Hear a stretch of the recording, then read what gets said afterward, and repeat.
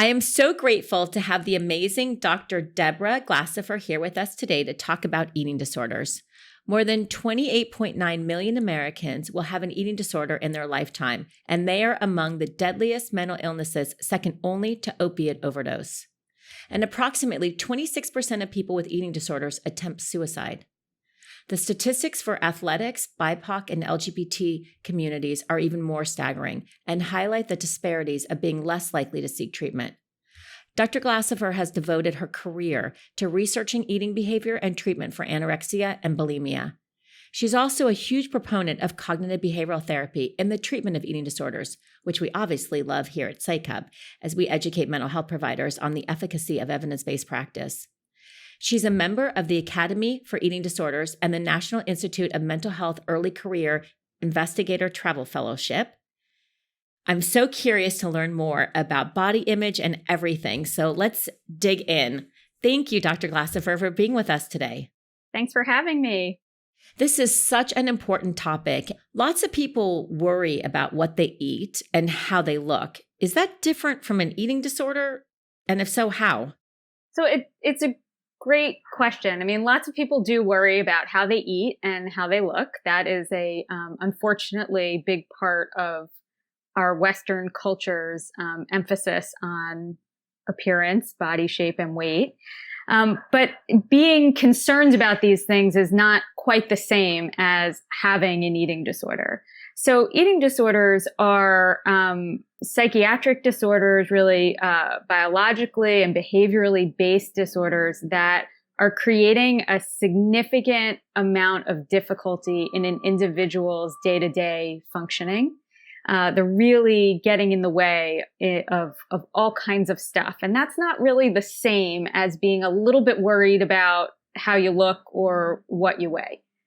These are disorders where people are often making food choices that are highly influenced by goals of restricting their intake or losing weight. They may be experiencing loss of control eating. They may be engaging in compensatory behaviors to undo overeating or in a misguided attempt to try to control body shape and weight. And that all goes beyond dieting, beyond a little bit of worry about how we look. There's a really awful term in the literature about body image. But it is, I think, useful for understanding what the difference is between these things. And that term is normative discontent. So in our Western world, there is sort of a certain amount of body dissatisfaction or worry about body shape or weight that's kind of considered the average. And I'm not saying that that's great. But if everyone's experiencing it, we can't really consider it a significant psychiatric disorder. So, eating disorders really have to do with taking that to another level, either in terms of how much we're thinking about these things, how preoccupied we are about it, what behaviors it connects to, or how it's getting in the way of our everyday living. That was such a good explanation and so interesting because it sounds like it's just also very complicated. One of the things that we think about a lot is diet, right? We hear so much about different kinds of diets. Does dieting cause an eating disorder?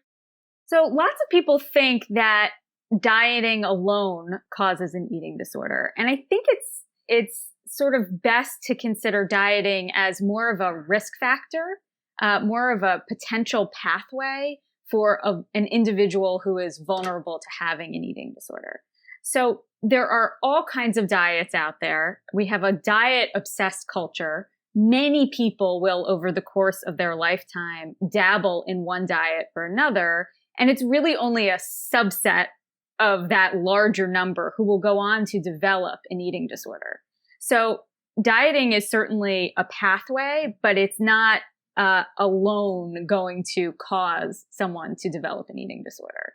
It's going to increase risk along with other biological or environmental factors. So that's interesting. So there could be a healthy way to diet, and then on a scale of that, it could turn into something that could become a problem. Yeah, I mean, there are people who would argue that there is no healthy way to be mindful about what we are eating and what our weight is. But I do think that if you are, you know, by and large, making your food choices influenced by hunger and by preference, and you're not experiencing a lot of distress around ways that you eat or breaking some of your rules, then to have some general principles of how of what is a healthy way for you to eat is just fine. If you are not vulnerable to an eating disorder. If you're vulnerable to an eating disorder, you want your principles to be more about, can I be flexible? Can there be variety? Those are really the kinds of things that help people get well and stay well. And it's a different way to think about, it's not our popular culture's way of thinking about dieting. So how would you know that you've crossed the line into unhealthy dieting? So I think that one of the ways to know that you've crossed the line into unhealthy dieting is when you're noticing that more and more of your food choices are made because of a strong desire to change your weight or change your body shape or to maintain a certain weight. And another way to know that you've crossed a line can have to do with like your emotional experience around eating. So if you're trying to adhere to certain guidelines and you aren't quite able to do it at one meal or at one day, how badly does that make you feel, right? If you're feeling really guilty, really ashamed, really mad at yourself, really embarrassed, you've probably crossed a line into something that's a little more disordered, I'd say. And the other thing is that you definitely know that dieting has taken on an unhealthy life of its own if it's leading you to avoid particular social situations. So if you're saying no to stuff that is normally, fun for you, or maybe even just expected of you professionally, right? Because you've got to go to the gym, or you are afraid to eat certain foods, certain food types at a restaurant. You've definitely crossed the line into something that's more problematic. Yeah, it's all important, and it feels like so relevant right now, especially with social media. And it just seems like people have the way of using all these different filters to kind of make themselves look different. Is social media making eating disorders worse? So, the impact of social media on eating disorders and even just more broadly on body dissatisfaction is really interesting. Right? Social media itself is so complicated. We use it to connect with people. There are many people who are working through recovery or have a history of an eating disorder who may use their social media feed, right, to, no pun intended, but to help nourish people in their own journeys of recovery. And in that way, it can be a wonderful thing. But the bottom line is images, right? Images of ourselves and images of other people add to worry and obsessing about our own appearance. So the more time we spend on social media, the more filters, the more touching up images, the more reviewing other touched up images, right? The more we may start to feel dissatisfied or worried about how we look. And people with eating disorders may be particularly, or people who are vulnerable to having eating disorders may be particularly apt to be competitive with images that they see of other people, or even potentially with images of themselves at other time points. And because we can post so much about our life, it becomes easier to even go back and look at, how did I look at so-and-so's wedding, or how was I looking last year at this time? And that really leads to this hyper scrutinizing, of our body, of our appearance, that just isn't helpful, right? Like like to get, to protect yourself from an eating disorder and to get well and stay well if you've had one is about defining yourself in other ways beyond how you look, right? What your size is and what you weigh. So you don't want to be spending a lot of time in image-based activities. There's a little bit of data to show that, that the time spent on social media sites, especially engaging with images, is associated with increased body dissatisfaction. And in adolescent girls, there's been some social media research showing that like the more time they spend, posting selfies and curating an online persona, the more likely they are to engage in disordered eating or to feel a little bit worse about how they look. So when we're talking about images on social media, it's definitely not helping. I wonder too about all of these video conference calls and being on Zoom and all of that, because, I always joke that in a normal and pre-COVID life, I would get ready. And the only time I'd ever look in the mirror was, when going to the restroom for 30 seconds. And now I stare at myself all day. And I wonder if that's also compounding things. I definitely think that during this pandemic, the amount of time we are spending looking at ourselves is making things worse for everyone, whether or not you have an eating disorder, right? Just in terms of body image and the potential to overinflate the importance of how we look. So even before we started recording this episode, right, I was asked to record so that we can, record on my own device so that we could check our audio at the end. And so I had to pull up what is even a closer image of my face, right, than I'm looking at on Zoom because I was using a different program. It's like, oh my God, I wasn't prepared for this like extreme close-up of my image, much closer than I would ever get if I was looking in the mirror to check that I looked okay before I left the apartment, right? And, well, what does that do? At the least, it just is like, oh my gosh, who needs to look at themselves that closely, in the middle of the day? At the worst, for someone who's really vulnerable to feel terrible about their appearance, it's extremely activating, right? And it could lead another person to say, you know what? I need to go back and watch this video. I need to really look exactly how does my face look? How does the shape look? What should I do to change it? What should I eat for dinner because of how I feel about how this looked? So it's a real challenge that we are all seeing so much more of ourselves. And it really, I think, can distort our perception of how the world reads us.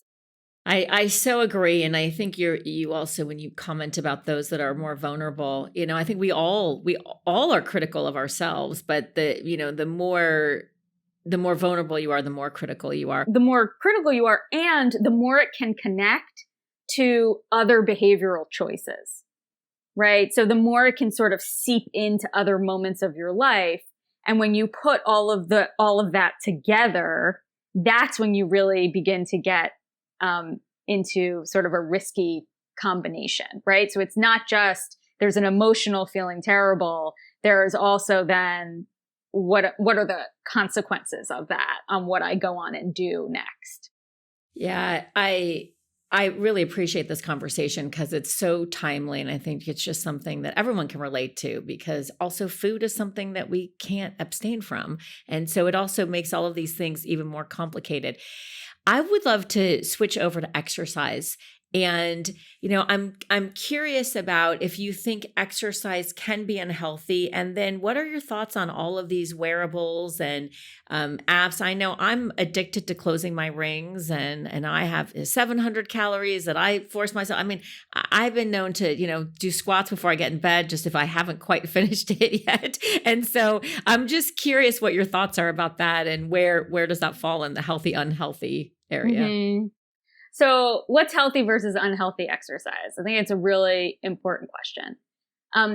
Healthy exercise should have multiple benefits. It is activity that is not primarily about changing how you look or what you weigh. It is rather about energizing you, or getting you fresh air, or helping to improve your mood, or helping to blow off steam, or potentially maintaining a certain level of physical fitness, which is not the same as needing to look a certain way or needing to weigh a certain amount. Unhealthy exercise is super rigid. It's not doing different things every day. It's not doing, it's not having variety in intensity, in type of exercise. Unhealthy exercise is needing to push yourself to your limit every single time. It's choosing things that are unusual for your circumstance. So here, where I am in New York City, it's not so unusual to walk a reasonable distance to get someplace. But if I lived in the suburbs, right, and I was walking 3 miles to get somewhere, that might be a little stranger, right? And if I'm here in the city and I walked 3 miles to get somewhere in the morning, but I was doing it again in the afternoon, well, then it starts to get a little stranger, right? So some of it has to do with your context, but then there are these other features like how intense is it? How much can you switch it up? And how much is it about having fun, moving your body, getting your energy up, keeping your mood good versus needing to look a certain way? So I think those are some of the differences. In terms of the question about wearables, as someone who considers myself an expert in helping take care of people who struggle with body image and disordered eating and eating disorders, I am wearing nothing. I have no apps tracking any element of my life. I think in general, a focus on numbers for people who tend to overdo exercise or underdo eating is not useful. And it's kind of better to aim for a gestalt. It's not that there's no way of tracking that could be useful. And in fact, there are certain, self-monitoring apps that I recommend to people who are trying to monitor a little bit of how much they're exercising or what their eating is like. But they're much bigger picture, what is the bird's eye view of how active you are? It's not what was your heart rate, how many minutes, how many calories, etc. I might have a problem, but but we could save it for another time. You know what? It's interesting because I'll use myself as a example. I have something in my head. First of all, I feel good about my weight. So I think it's more of, I'm afraid that I'm going to gain weight. And so something in my head says to me, if you don't do it today, like it'll start a slippery slope. So it just forces me every day to keep doing it. But it's not like because I want to lose weight. I just want to stay where I'm at. I don't know if and I think it's an interesting idea, this idea of accountability. And what are you trying to stay accountable to? And if you're trying to stay accountable to something that is reasonable with physical and psychological health for you, and an app or a wearable helps you do that, probably fine.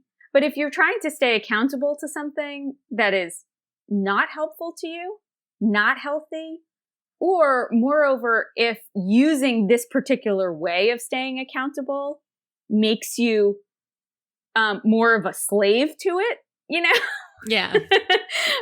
Then again, you've crossed a line. So it isn't so easy for me to say abstractly for someone like, no, this isn't good for you. And yes, this is good for you. But I would really encourage people, yourself included, to think about like, well, how does this function? What would it feel like to me? How hard would it be to go through a day where I wasn't tracking so carefully? And even to try it, if it feels all right, probably not an issue. If it's extremely anxiety inducing, you may want to think about, switching it up a little bit. And so sometimes you can kind of work backwards. If I do a little behavioral experiment, how do I feel? And that can give you the information you need about whether something is serving you well or putting you at risk. That's great advice. Thank you. I got a freebie out of this one. So thank you. So one of the questions that's been asked of us often is, what have been the top 3 challenges for people with current or past eating disorders during COVID? And has there been any upside during this time? Okay, so top 3 challenges for folks with eating disorders or a history of eating disorders during COVID. Number 1, I'm going to say that we are all, you and I right now, and probably everyone else who's listening or watching this, is much closer to their kitchen than they normally would be. Yes, I can attest. At least at the time, a day and time that we are recording this, right? Like for me, on a Wednesday at 4:45, I would not normally be 3 feet from my kitchen, but now I am, right? So that's a real issue for people who struggle with loss of control eating, for people who find themselves doing a lot of grazing or feeling badly around unplanned eating, right? We're just in this environment now during the pandemic where we're kind of all, in a much higher risk zone. And that's combined. So I want to say the closeness to our kitchens combined with the really unique prolonged stress that we've been under throughout the course of this pandemic. And whether that stress is how you are relating to other people in your household, whether it's feeling lonely because you live alone, whether it's trying to do work like this with, kids fighting in the next room, right? There are a lot more ways in which we may turn to food, eat in response to emotion, and it's the closest thing to us. So that, I think, has been one of the biggest challenges of the pandemic for people who have eating issues. The second challenge is something that we've talked about a little bit already. The second challenge has to do with just how much we are confronted with our own image on Zoom calls, even on like FaceTime calls with families. We're looking at ourselves significantly more than we ever were. And it can really distort our sense of how we look and cause a lot of unnecessary distress. And we're also not getting breaks from it. So even if it was happening a little, it's not just happening a little. Like most of us are spending hours and hours with, looking at that image, and it's at the best distracting, and at the worst can be quite triggering for some people. I think the third challenge of the pandemic is an element of the pandemic that in other ways is sort of this lovely feature of this time, actually, which is that like we all have time to like sort of pursue projects,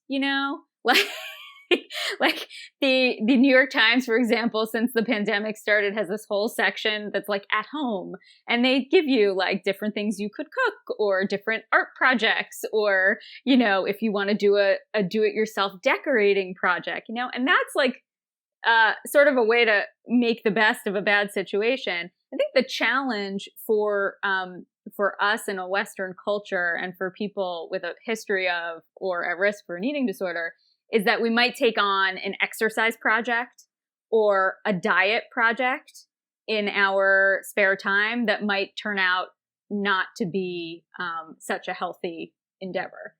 So those are my 3 big pandemic related challenges. Those were really, really good and so on point. And it is so interesting. I mean, we had problems before and now we have new ones, and I think everyone can relate to everything that you said. Just because it's a whole new world for us. I am a therapist myself, and back in the day when I used to be in private practice, I never would see eating disorders because I always felt that they were the hardest things really to work on, and I didn't have the expertise on it. So I'm curious, In your opinion, what would good proven effective treatment look like? And how would someone who's actually in the treatment know they're improving? So I love the question of what does good treatment for an eating disorder look like? And how do you know if you're getting it? Eating disorders, from binge eating disorder to bulimia nervosa to anorexia nervosa to avoidant restrictive food intake disorder, to everything in between, whatever diagnostic class we're talking about, these are disorders where there is some sort of behavioral disturbance. So if your treatment is not helping you to make behavioral change, if you are not seeing a change in your symptoms, whether, that symptom improvement is eating less restrictively or improving your pattern of eating or reducing your purging or over exercise or reducing your binge eating frequency, right? If it's not, affecting change, affecting improvement that is measurable to you in those ways, then it's not hitting the target that it needs to hit to help you recover. So the strongest evidence base for treatment for eating disorders are behaviorally focused treatments. So these include family-based treatment for adolescents with eating disorders, individual cognitive behavioral therapy for bulimia nervosa and binge eating disorder. And behaviorally based treatments will spend a lot of time really talking about normalizing eating, normalizing weight for people who need to improve their weight to a physically healthy spot. But I would just say, even if you're not in a behaviorally oriented treatment, right, a thing to pay attention to know whether or not it's helping you is whether it is affecting change and symptom improvement in really measurable ways. And if it's not, then for those who are not in a behaviorally oriented treatment, you probably want to make a shift in that direction. For those who are in a behaviorally oriented treatment, you probably want to dial up the intensity. And that can look different for different people. But that's how you know that treatment's helping with these disorders. The piece around understanding how it came to be, really making significant strides in body satisfaction. Those are elements of recovery that tend to be staged out a little bit later. And some of the eating and related behavioral disturbances just have to be addressed first in order to do that other work. Wow, you are such a wealth of information. I mean, you really, it's so great how you can articulate this into just in a way that for all of us to understand. We live in a culture where people are obsessed with their weight. And I think perhaps more than any other culture. As an eating disorder expert, what do you say to people who are really worried about their weight? As an eating disorder expert, I hear from a lot of people who are worried about their weight. The first thing I want to know is, why are you worried about your weight? What is it exactly about your weight that worries you? And I want to know also, is your physician or your medical provider worried about your weight? And why or why not, right?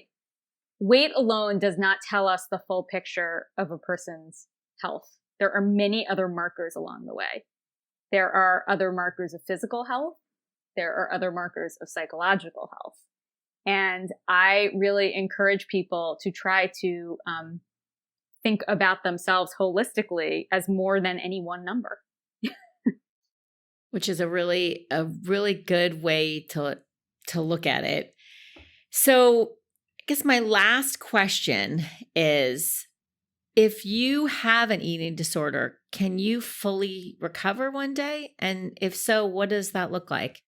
So for anyone who is in treatment with me for an eating disorder, I will tell them, if not at the start, then certainly somewhere along the way, that full recovery is out there, it is possible, and we ought not settle for anything less.